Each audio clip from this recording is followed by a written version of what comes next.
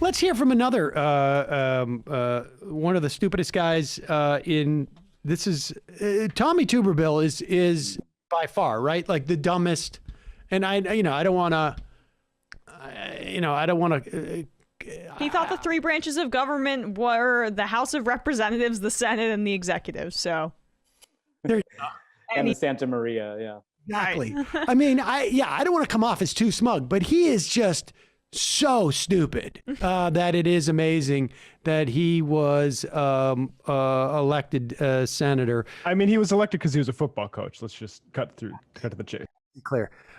He is still carrying the torch, but he's not quite as vehement that the election was stolen now. Now he's just sort of like conceding that Joe Biden is president of some of America. Madam President, President Biden promised unity to bring the country together during his inaugural address. I was there with my 26-year-old son, Tucker. We listened together and hoped that President Biden would live up to his words. I assumed that when he said he'd be a president for all Americans, it also included the 75 million Americans that voted for Donald Trump. I was ready, and I still am, to work with President Biden in good faith to find common sense solutions to problems facing the country and to ensure the voices of Alabamians are heard. But so far, the president has neither united nor reached across the aisle. His actions have shown he is fine to play along with the divisive tactics of the progressive left rather than unite large and diverse country. President Biden is acting like he is the president of New York and California, not the United States of America. The progressives can barely contain their excitement. The president received glowing reviews from leading progressive members of Congress, saying the president has, quote, exceeded expectations. The left have been waiting a long time for an administration to implement their vision. They need to use a Trojan horse to put that vision into practice because it's remarkably unpopular with the majority of the American people. Their vision is unpopular because it centers around a core belief of imposing their vision on everyone. But to achieve this, that means I can't even listen to any more of that. I'm distracted by his tie. Do you see how long it is? He's trying. It's very long. Trying to be Trump so badly. You know how Trump had those like really long ties that would go past his hip to kind of make his. Made him look skinnier. But I was gonna say, but this guy's skinny, so it's just making him look really gawky and strange. Right. Not helping. Maybe this is like, the virtue signal for I'm a part of the MAGA crowd. All right. Trojan horse. Is this going to resonate? Like, I mean, they keep going down this path.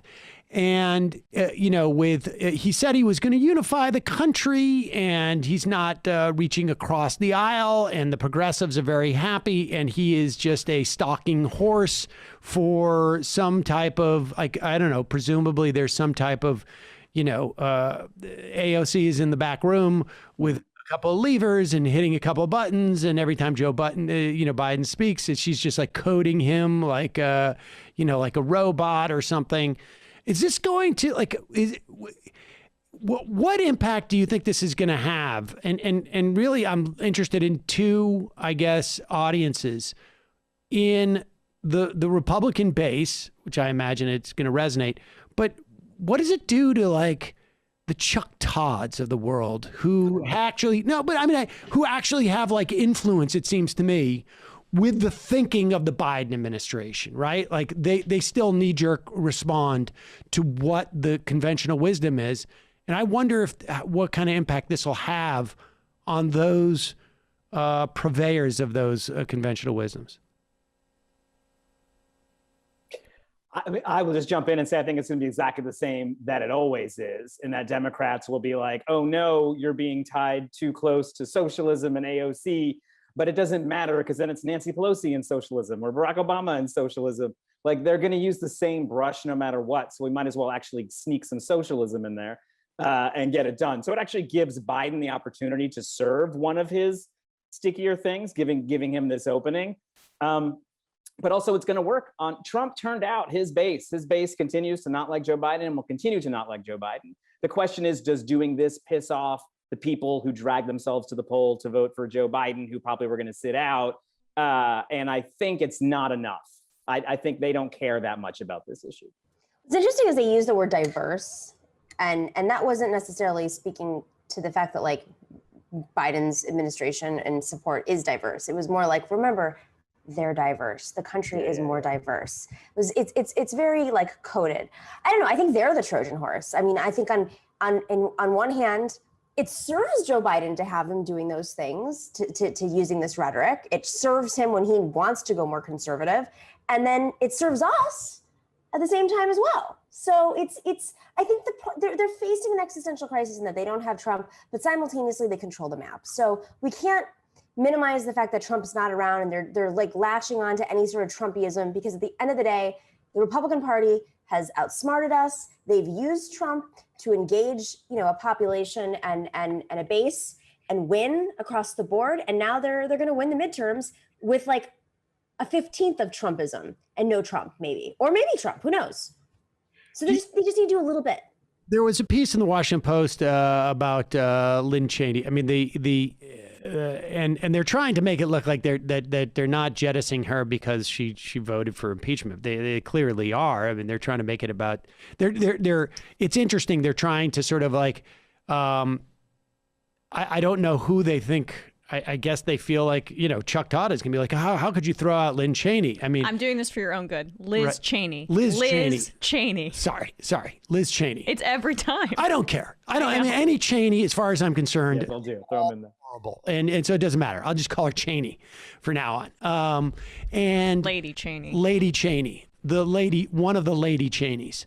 But supposedly, I think her folks let leak that there was internal polling that said that Trump was problematic in the general election. So sort of like walk us through what is like McCarthy doing here? Is he protecting his right flank for the primaries so that they don't get Trumpistas in there and then they can go to the general and pivot back to being like, hey, we're all Mitt Romney's party or something? It's midterms, though. What do you mean by general election? Like general election for the presidential? No, I'm talking about the midterms. The midterm, it's still a general election insofar as you're going to have primaries, right? I mean, the Republicans are worried about getting primaried from, I don't know if the right is the right way to call it, from the Trump wing. From the Trump, yeah. From the Trump, and then they want to basically go back to somewhat some semblance of normalcy in the general when they're, trying to beat other Congress people. I mean, is that basically what's going on or no? I don't think so. I mean, I think that they are pleased with their performance in the last election and expanding the House map. And, if Trump hadn't gotten COVID, if COVID hadn't happened. And so I think Kevin McCarthy thinks the winning coalition that he just needs to not screw up, again, not put together, but not let fall apart, which is a crucial difference, is Trump base plus. Trump base just plus enough of that regular Republican, this is what we do and this is how we vote, to put together a winning coalition. And it is, except in an extraordinary turnout like there was for Joe Biden. What's so interesting is they're using Liz Cheney as their sacrificial lamb, and it's extremely sexist and so many issues there, layered on top of it. And they're replacing it with Elise Stefanik, who is exactly like Liz Cheney. I mean, she was centrist until like last week, and then she saw an opportunity to go up against AOC and pit herself up against AOC, and they're going to use the midterms as Elise Stefanik against AOC party. I mean, that's going to be the narrative, is how do you reframe the culture wars in the midterm, the socialist AOC party versus Elise Stefanik, upstate New York, reasonable, whatever, Trump. I don't know what they're going to do, but it's going to be a culture war, and it's a sexist culture war. And I mean, with the way that we're seeing it play out online on the left is going to be played out more in a more egregious way with the right wing in terms of a narrative, because they don't have other culture wars to immediately fight with opponent. AOC is their target. That's it. And she represents our party. She's pulling she's controlling Joe Biden. That's what this is about. Well, they've been laying the groundwork. I mean, I think it was in 2019, there was polling that showed that Republicans had a higher name awareness of AOC than Democrats did. Now, that's probably changed a little bit. It's probably balanced out a little bit. But yes, on the right, very effective, to use her for, I mean, that's, their strategy. Use her for ratings. They use her for to drive people out. Just got this IM from Glass-Steagall. I listened to Vaush interview a Proud Boy, and the Proud Boy didn't have many positions, couldn't expand on the ones he had, and some were so broad as to be meaningless. But the only thing he obviously believed, because he came back to it a few times and could speak on it for more than 5 seconds, was that women should not be working. They should be at home raising kids. He phrased it as venerating the housewife. Majority Report is right that this is at the core of so much of right-wing ideology. I mean, it is, and it is, I mean, there's a certain amount of misogyny, I think, that is at the core of just like American society. And then it's sort of, just juiced. And Tell us more, Sam. Tell Emily. As you may know, as you may be aware of, but it's juiced on the right. I mean, without a doubt. And it is far more, its roots, it's far closer to the religiosity that I think much of this misogyny emanates from. And it just gets from different, I think it's definitely, you don't agree with that? Oh, the Protestants, I mean, I would say like you could trace a lot of this back to the Protestants. Well, it's not just, it's fundamentalist religion. I mean, it is. Well, yeah, Puritans, exactly. Yeah, that's what I meant, I guess. Some of it, but I think it's something that we've never, it's something that we've never dealt with. I mean, I have to disagree. Yes, there's layers of it that come from religious, whatever religion you want to pick. But I think fundamentally, it's just something that even it is egregious on the left, the pseudo left, the actual left, the real left, the DSA left. It is something that we face every single day in some sliver and form. Some of it is rooted in religion. Some of it is not. Some of it is just society. It's society. I think the point is America has so much Puritanism embedded in its society that it can affect subconsciously how people feel, even if they're on the nominal left, right? But it doesn't come just from Puritanism. I mean, we're also a melting pot, and we also have Native Americans who have deep religious. I mean, there's a deep. It's not one or the. I don't know. I don't necessarily buy that. I think that racism. And in Europe, yes. It doesn't break down that way nearly at all, because the countries where a lot of women face the most struggles are in the European South, where it is significantly less culturally Protestant. Well, I come from a matriarch society, and I don't think it's necessarily Protestant. I think it's exclusive to Protestantism. I think it's a. They bake a lot in their cake, though, the Protestants. Yeah.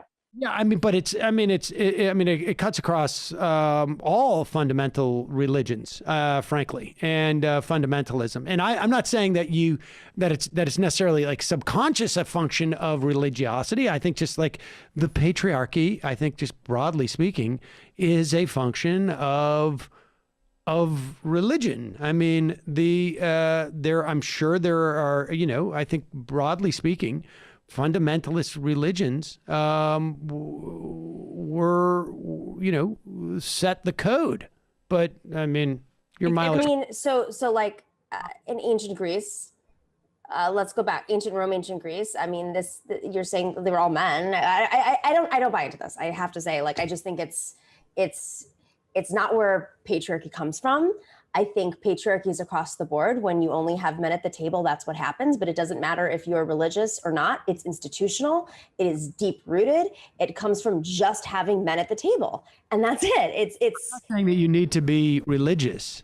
I'm saying that the concept is introduced through that you don't. Well.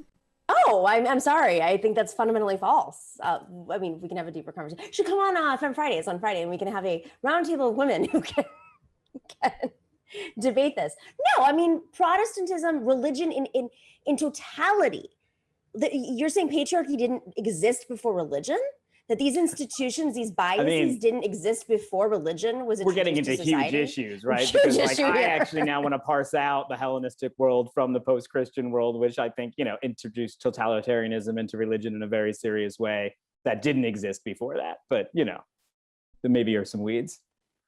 I mean, I think, you know, if you look at the, well, I don't want to get into the Abramatic, you know, sort of like, That is it though. Yeah. but that is it, right? I mean, it's like, I mean, the ancient Romans were religious in their own rights, and that, I mean, but maybe it's not that relevant. I mean, you know, like I feel like you it all can't just go blends back to and culture. It's Huh? like largely, you know, it's just one of the things that probably, one of the dominant things in culture. Maybe we can agree on that a patriarchal culture. There's like a handful of spots on the globe that have ever had matriarchies, like pure matriarchies. Handful of spots throughout civilization. Outside of that, religion, non-religion, what does it's just it's testosterone. And that is why if I'm elected president, I will make sure that the majority of men have to be castrated. The end. Chemically, you know, we're not barbarians. there you go. Right. We'll do it the easy way.